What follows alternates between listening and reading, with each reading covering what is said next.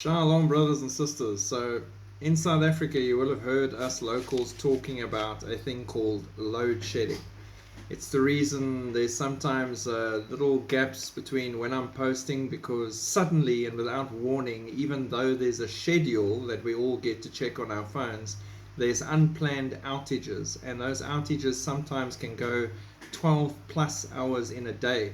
And I'm talking working hours, not sleeping hours. So it's absolutely crazy, unpredictable, and has become a normal part of life for all of South Africans. Multiple small businesses closing down, going into absolute chaos, people not able to survive anymore. It's an absolute attack on the population to break them psychologically and destroy them and remove them. And those that are protected are only those that they want to protect. It's a really sick, evil, twisted system.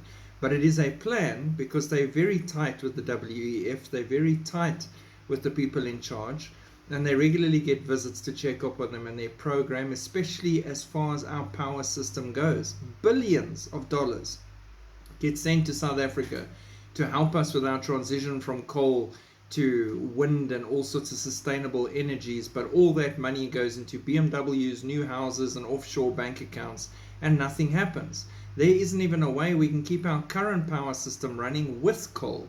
We used to have a nuclear power plant that did a really good job too. All these things are in chaos and disrepair because of corruption, evil, and in my opinion, the plan behind what they say they're actually trying to do.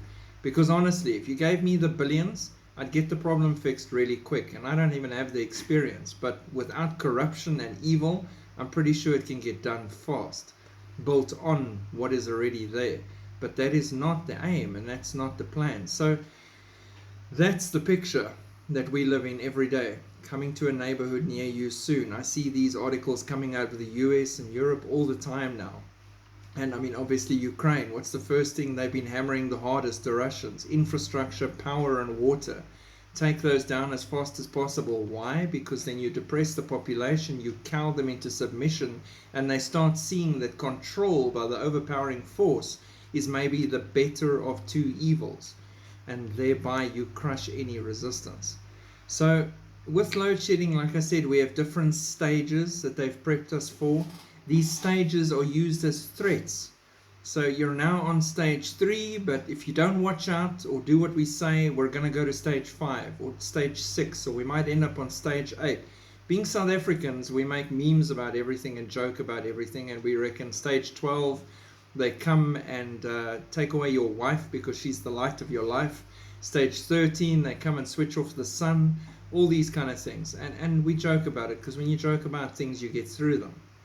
But the stages used as threats is the same way with the world system since 2020, that you get threatened with various stages of disaster if you don't do what you're told. If you don't wear the thing we tell you to wear for everyone else's benefit, then the next stage will arrive and this will happen. If you don't go for this medical procedure or this snake bite, then the next stage will arrive and then there will be a problem. And so they threaten you all the time with darkness. Then there's random events that happen in our power grid. There's no schedule for the power to be out, and boom, the power disappears. Oh, sorry, no, they didn't foresee this. This was random. Just suck it up, we'll get back to you. Same in the world with the darkness. Everything seems okay, then suddenly the next one wants to use a nuke, and then suddenly the next little war kicks off, then suddenly the next storm arrives. It's just random chaos every now and then to make sure that you don't really get a chance to take a deep breath. Unpredictable consequences. So over here, the load shedding runs for a 4-hour session plus. After that session, it comes back. There's a failure in the infrastructure because the infrastructure can only handle these things so many times, then they fail. Now your power stays off because we have to try and fix the infrastructure. Now we realize there's no money, so we need to try and find money to find parts to fix the infrastructure. Or somebody used the 4 hours plus to go and steal the copper pipes. Now we need to go and order the pipes or find the pipes, get them in, reinstall them, and guess what? Next week they're stolen again. We've actually had this year where I lived 3 times in 1 week, the same cables that were replaced were stolen. Now, call me an idiot if I think for a second that was just by chance. Everybody's in on this, which includes the authorities, because how do you steal the same things 3 times in a row? In the same way, these things are happening in the world with all the darkness being pushed on us. They're all in it together, the left and the right, the liberals and the Republicans, the Russians and the Americans, the Chinese and everybody. They're all together in their big plan, doing their thing and playing their parts to get to the point they need to get to. It sounds crazy, but look at it that way and see it that way. It is chaos, and it's been manufactured and controlled by those in dark power in the background for now that are going to come into the light very quickly once the restrainer is removed. There's instant darkness controlled by the powers in charge. They can switch off the lights whenever they feel like it, depending on how they feel. But if they need to do something like a big political speech or meeting, then suddenly it supersedes everything and all the power stays on, which proves control. Again, as to my videos on control, same way the WEF global young leaders are working in different countries all over the place for control. When they need things to go their way, it goes their way. But when they need to manufacture drama or crisis and control, they do, and they can regularly. It happens fast. And if you look at the world situation, if anyone had told you in 2018 how fast things were going to develop and happen, just take one example. We're not even going to talk about the big C or any of that. Let's talk about nuclear war. In 2018, if you said the possibility of nuclear war, everyone would have looked at you funny, reached for their mocha latte and gotten on with their day. They would have thought you're an idiot. But now the specter of nuclear war is more of a reality at the moment than clean drinking water, because everybody is rushing to build as many as they can and get ready for the conflict that is coming. So it happens fast. Within a matter of 2 to 3 years, you're into a point that you didn't believe was possible.